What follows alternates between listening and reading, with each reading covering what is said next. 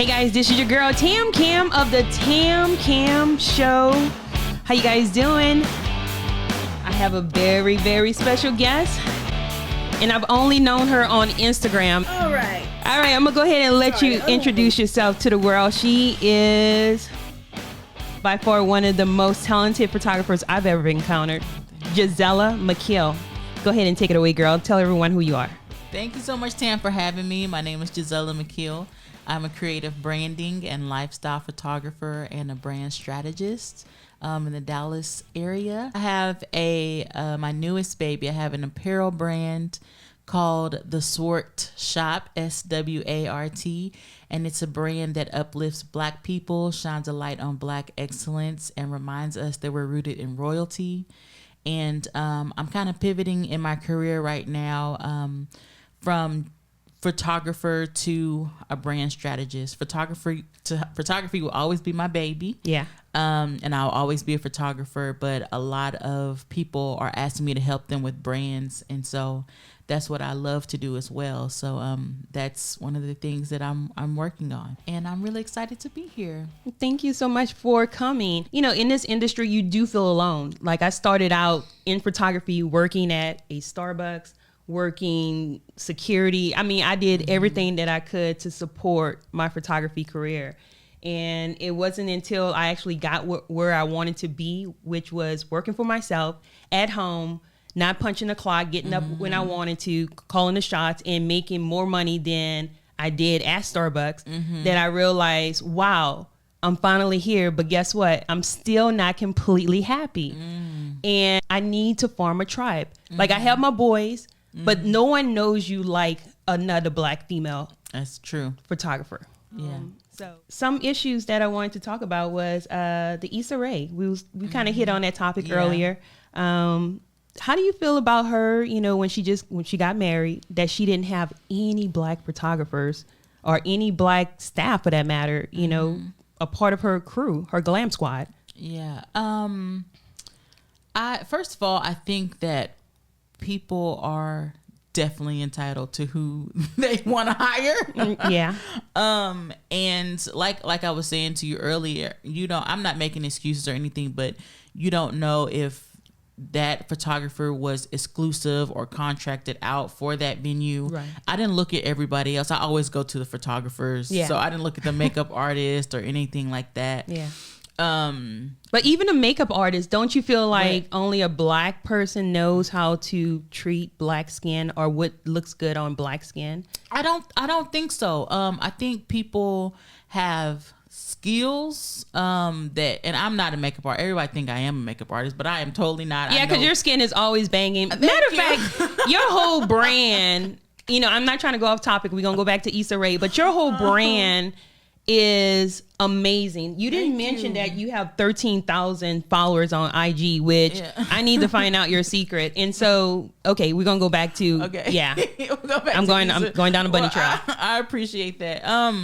But I think I was hoping she would. Yeah. Only because Issa's the one that made up I'm rooting for everybody Black, and Issa's always like, you know, the one to just be pro-Black and all that kind of stuff. So when I was hoping she would, and I literally anytime someone posts anything, I'm just like, who's a photographer? Just because, you know, I'm interested. And I was very, very, very happy to see that P. Diddy, you know, he kept his same photographer, which is Kaido. Okay. I hope I'm saying his name for the latest shoot? For the latest, for the cover magazine, he kept his same photographer. Right. And the story of how that photographer actually became P. Diddy's photographer is a really great story. Okay. But I always want to see it just because I think that it's special. And I do think Black people know how to photograph Black skin, right? Because it's a difference. It is a difference. Not to say people that are not Black don't know how to do it, right? But it's just mostly people that are Black do, right? So yeah, there is a difference. With Issa, I don't know behind the scenes for Issa, but I was really hoping that, it was a black photographer. Well, you know what? She did good though. Yeah, she did. The photographer did pretty good though. You know what? It was okay. It wasn't like mind-blowing pictures, but I don't know. Like, I'm conflicted. I feel like I'm somewhere on both sides where I feel like if Issa's rooting for all black people, then it would have been like a traditional African wedding dress inspired, I don't know. Like, I'm not saying like dashiki, this and that, but I don't know. Like, it didn't seem like, it almost seemed like it was a rush. At first, I thought it was a joke because the post at the bottom said, "Oh, but that's Issa." Yeah, I had to read it twice to get it that okay, she was being sarcastic. But so go ahead, Issa. Congratulations to you, girl. Yes. But we do wish you would have used a black photographer. Yeah, well, I do. Yeah, and we love you. We do love you. For reals. Yeah, for reals. I like that. You should put that on a shirt. For reals. For reals. Yeah, for reals. I love it. Let me trademark that. Yeah, special edition. All right. So when did you decide that you wanted to specialize in branding photography? Oh, goodness. So, I don't know. So I've been full-time in my business for 4 years, but I've been shooting for 10 plus years. Right. Okay. So when I first started, I shot everything because that's how you figure it out. And even the people that I mentor, I'm like, shoot everything. Like when I was in college, I was walking to class, shooting dew on the ground. Yeah. Like I was shooting literally every single thing. I was shooting rocks. I was shooting everything. Just because I didn't know what I love the most. I did some weddings and I'm like, oh, that ain't it. Right. I know, right? And shout out to wedding. And people always ask me. Girl, you don't even have to explain. You talking to a photographer. But we get it. I'm just like, and I've shot, I still shoot a wedding like for friends if they really ask me. That's the exception to the rule. Because I want my friends to have the best photography. Yeah. But don't you just want to be a regular person most times? Like actually be there? Yes and no. Okay. So it depends on who it is. So for my absolute, I have like 5 best friends, but I do. But my best friend from 9th grade, bestie. Like if I ever say bestie, that's what I'm talking about. Right. My best friend from 9th grade. She got married in Cabo, and I was like, I am not photographing your wedding because I need to be, your bridesmaid. I need to do this. Right. And her photography was different.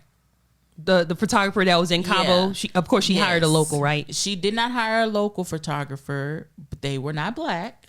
Okay. And it's funny that we talked about Issa. Right. They were not black, and my best friend's African, so it's dark skin. Oh. And I was not as pleased with the pictures. They were just, they had like filter, like that dark kind of. Oh, are you about to make me fall on the floor? floor? You know what I'm saying? Yeah. That, and it's just like, I understand that's the style of photography. Yeah. But when I saw him, I was just like, I should have taken some pictures and some of and you feel responsible to some degree when you I felt because they the shots were good, right? They caught it. They caught the essence of the wedding and all that kind of stuff. It's just like the color of them, and I was just like, I should have taken the pictures. See, this is the unspoken conversation of being a photographer where we're conflicted when we are invited to events and we want to be a part of the moment, but we want to capture the moment too. Yeah, it's tough. Yeah, it is, especially if it's somebody we love. Yeah. It's tough. So, and then my thing about it is, when I'm in work mode, I'm in work mode. Right. So sometimes it's hard for me to like pop out of work mode, right? And get the essence of the event and feel the love, because I'm like, this got to be captured, this got to, right? And so, So, anyways, that was me going on my wedding. I don't shoot wedding photography rant, but it's all good. If you've been shooting, most photographers, if you've been shooting about 8 to 10 years. At some point, you're like, I don't know if I want to do weddings anymore. Yeah, I don't. And people that do, I have a homeboy that does weddings who he's just phenomenal. Like when I get married, I will hire him. Right. And he loves it. And he's killing the game, and everyone asks me why I don't do weddings. And it's just not, I think you have to really love it to really do it. And I don't love it enough. And I know the money's amazing. Right. But I'm building a business to where I make that or more as a branding photographer. Right.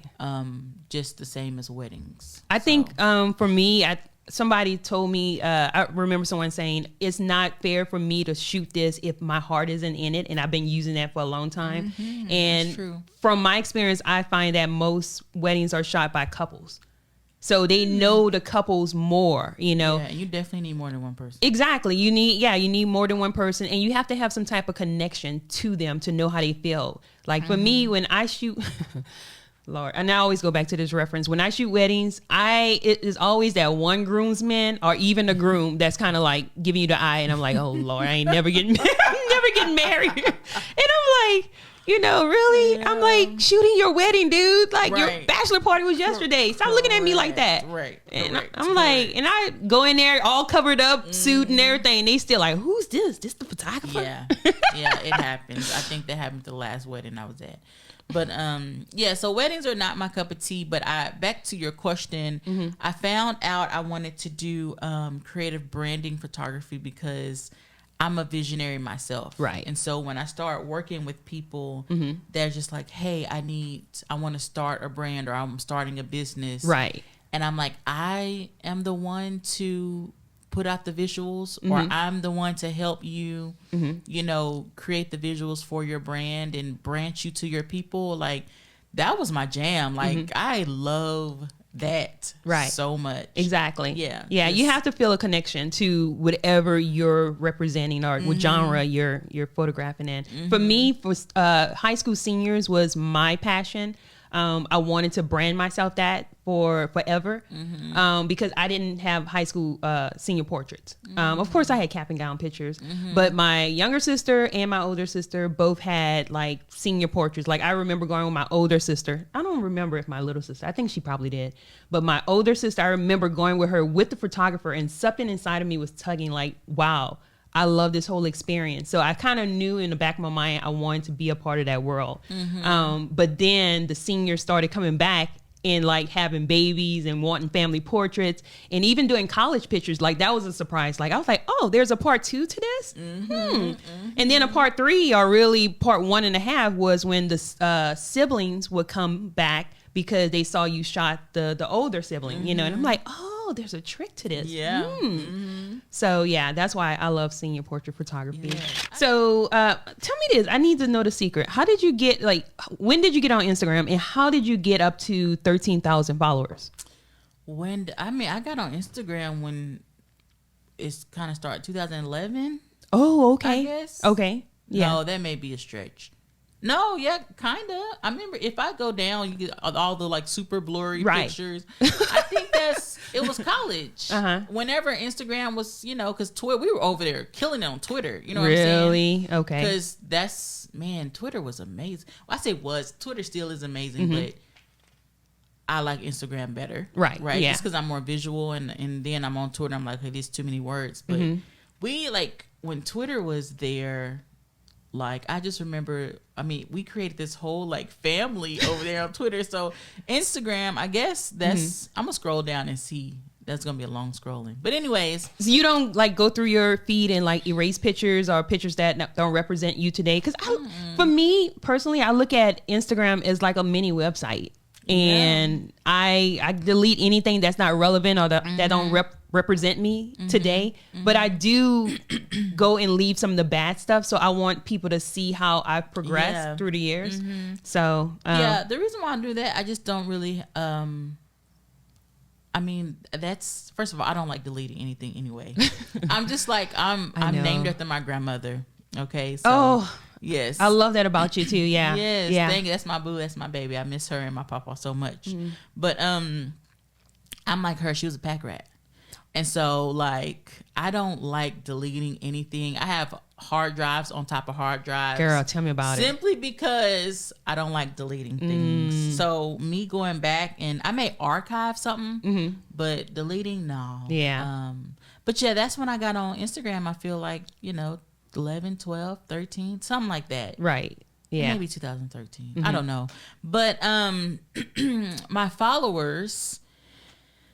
Let's see. So I got my followers by doing the things that you love to do. Right. Meeting people. Yeah. And I was actually talking to one of my branding clients about this. Just you have to be intentional about it. Okay. So you probably know a lot of people that aren't following you. Right. You just be like, hey, yo, follow me. Right. Yeah. Or if you meet somebody, be like, hey, follow me on Instagram. Right. So just being intentional first about your followers. And then follow people that you find that are interesting. And then next thing you know, they'll follow you because they find you interesting. Right. Yeah. But that means you have to have interesting content. Okay. Yeah. Okay. Yeah. So how I tell people is just make sure you have interesting content that is authentic to you. And then, the first thing you see on my page is I create dope content. Right. Because that's what I do in my business, and that's what I do for my branding clients. Right. And so it's really that. It's a game of follow, and people will follow you. Or follow the latest trend with whatever's going on. I still haven't mastered Reels. I feel like Reels take forever. They do, but that's another way to really up your follows. Yeah. Instagram is like serious. They want you to use it when it comes to Reels. Because even if you see in your notifications, it'll say, this person posted a Reel. Right. On your notifications. Oh, you know what I'm saying? So I'm like, I don't even know this person. But, Instagram is just like trying to, not trying to compete, compete with TikTok. Right. So Reels are the name of the game. Yeah. Going live is the name of the game. What about TikTok? Have you switched over to TikTok? Lord Jesus. I know, right? Like, I didn't even get into Snapchat. I tried. Is Snapchat even still around? Snapchat is very much so around. Is it dying? Please say it's dying. It's not. Okay. It's not dying. Dang. Snapchat was up there with Twitter. So it was like Twitter, then Snapchat. Right. I stopped fooling with Snapchat when they did that upgrade and everything changed. Really? I don't like change like that. Yeah. Right. And so I was like, I can't fool with it. But I still go in there sometimes. I don't post. I haven't posted in years. Oh, wow. Well, Snapchat. It is dying. Because I don't hear no one talking about it now. Someone was telling me, you need to get on TikTok. And I'm like, okay. And I became a fan before I even wanted to actually do it because it's so funny. Like, yeah. And then it started becoming more informational. Like, the information people are giving. And now I got 34 followers. Yay. Oh, nice. Nice. That's good. It's just a lot of work. I know. And so anytime I think about TikTok, I'm just like, and people have had massive success on TikTok. And I've been told many times, Jazz, get on TikTok, you'll blow up. Get on TikTok. And I'm just like, that's gonna require me to do more work. I know. It's always something else. Like, in a perfect world, we just want to actually just take pictures and for people to hire us. I seen an article or something that was just like, creatives are tired because really all we want to do is just be creative. Oh my God. But now we got to be actors, on TikTok, and now we have to be, podcasters. It's just Exhibit A. I just want to help people build their brands. But it's all a part of the game. It's all a part of the social media game. Yeah. We're our own little media companies, and I really feel like it's really kind of killing our creativity in a way. It's helping, but it's kind of like destroying us because we're working on the business and not so much in the business. And I feel like in order for any business to thrive, you really do need like two counterparts, like two people to work on each. Yeah. So you don't have to keep moving back and forth. Yeah. That's why I hiring my assistant was one of the best things I could have did in my business. Okay. I've had my assistant for close to a year. Nice. Shout out to Keandre. I love you so much. I love you so much. Okay, give me the secret of a good assistant because I've been through like 2 or 3. And I hear that from people, and I just have to tell you my story. Go ahead, girl. So I put on Instagram. I put on Facebook once, but Instagram and Facebook. So I'm also a motivational speaker. Yes, you are. And so I really do my best to just motivate people on a daily. Right. Okay. And I'm a believer, so spirituality is my thing. And so I put on Instagram and Facebook, I was like, hey, whatever you're gonna do, like, do it now because somebody's waiting for you. Right. Like, legit, someone's waiting for you to do what you're going to do. I almost feel like I've seen that one. Right. Yeah. Right. And so then, like, I was praying for my team to grow because I'm like, okay, I can't do this by myself. I just can't. Right. And so the next day I was scrolling on Facebook and I saw that Keandra has started a virtual assistant business. Oh. And I was like, wait, what? How come I never seen this before? Like, you know, because I've known her from my church. Oh, okay. And I was like, wait, how come I never seen this before? Right. And so then I immediately signed up for a consult. Uh-huh. And during the consult, she was like, so I must tell you, the reason why I created the website like yesterday is because I saw your post. And I had to just start. And I was like, so literally I manifested this woman. She was trying to impress you. I don't think she was trying to impress me. I think it was just time for her. Right. Like it had nothing to do with me. Right, it was just her time to like, I guess she just needed that push. My post was that push she needed. Right. But what she didn't know is I was praying for her. So when I was saying like literally, someone's waiting, I was waiting for her very literally. Right. You know, so Keandra cannot leave me ever. So what things do she do for you that alleviates, you know, more time for you to be, you know, all creative? Of my administrative things. Okay. I do not like emails. I do not like none of that. Yeah. Sending contracts, sending emails, nope. She negotiates? She doesn't. She do those sales? things kind of go through me. Okay. But other than that, like she's administratively, right. That's what she does. That's good. And so it helps me so much because even when I'm on a video consult, like all I have to do is just be like, hey, can I just send this to this, whatever. Right. And she also helped me with my systems. So I had a system in place, but she took it and she maximized my system. And so now like we're good on automation. We're good on like all that kind of stuff. So it allows me to do what I love to do, which is be free and be creative. Right. And so... yeah. So do you have a home studio? You have a commercial spot, or you know, where's your studio? I'm freelance photographer. Freelance. And so I am a natural life photographer to my bones. Right. I do some studio work, and if that, I use Pure Space. Which shout out to Pure Space. It's a great. I love Pure Space, and I found out about it through. One of my pastors, because she was like, hey Jazz, meet me here so we can do this. And I was just like, wait, how did you it was like this cool like 70s, like it was just, I was like, this is really cool, how did you find this? And she was like, Pure Space. And so now I use Pure Space for a studio. Nice. Eventually I will have a studio because I know I will have a team of people that is gonna love studio. Right. So for them, that's why I'll have a studio. But studio and office space is definitely in the works. In the future plans. Yeah, in the future plan. Not in the works, but in future plans.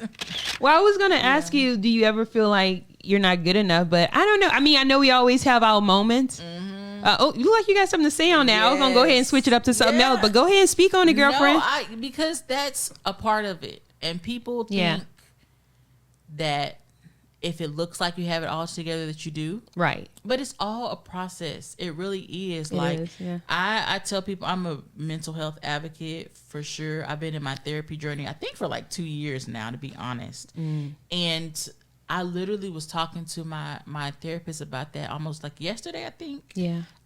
Because you have those feelings of inadequacy, and you have those feelings of like. I want to shout right now. Yeah, shout. Dance. It's just like, your podcast. Dance.